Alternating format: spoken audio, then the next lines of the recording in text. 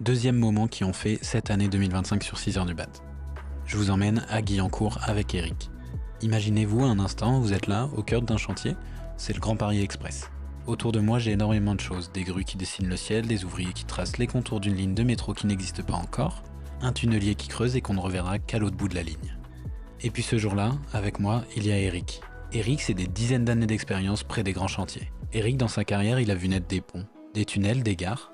Il a passé du temps à écouter les histoires de ceux qui, comme lui, ont fait de ces chantiers leur seconde maison. C'est pas seulement un spécialiste des grues à tours, c'est un homme de terrain. C'est un conteur. Chaque élément qu'il monte du doigt, chaque machine qu'il explique, chaque anecdote qu'il partage, c'est un bout de son histoire qu'il me révèle. Il connaît ses chantiers, il connaît leurs environnements, et après avoir prodigué aux clients les meilleures grues à tours, tous ces chantiers deviendront des artères vitales pour des milliers de personnes. Il sait aussi que derrière chaque projet, il y a des visages, des mains, des idées et surtout des récits. Le Grand Paris Express, là où on a tourné, c'est plus qu'un chantier, c'est un symbole. C'est le symbole qu'on ne bâtit pas seulement pour soi, mais on bâtit pour demain. On bâtit pour transmettre, on bâtit pour laisser des choses derrière nous. Les infrastructures du Grand Paris Express, elles sont pas bâties seulement pour aujourd'hui, elles sont bâties pour demain, pour dans 10 ans, 20 ans, 30 ans, 40 ans aussi. C'est une leçon de patience, de persévérance, de passion. C'est une expérience, c'est une histoire partagée pas seulement par Eric. Autour de lui, dans ce chantier, il y a des dizaines, voire des centaines de personnes, des femmes, des hommes qui eux aussi, elles aussi, ont des choses à dire.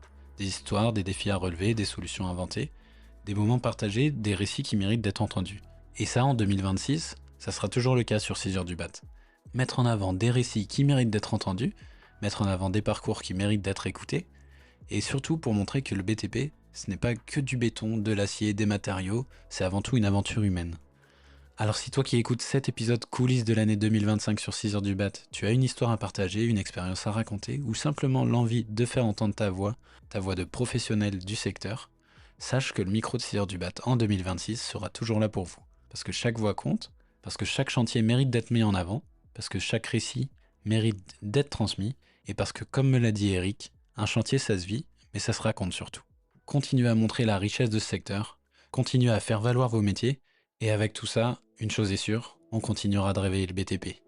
Alors pour conclure ce moment, j'aimerais remercier tous les Eric, les Clara, les Colline, les Xavier, les Martin, toutes celles et ceux qui au jour le jour font du BTP le secteur le plus riche du milieu professionnel.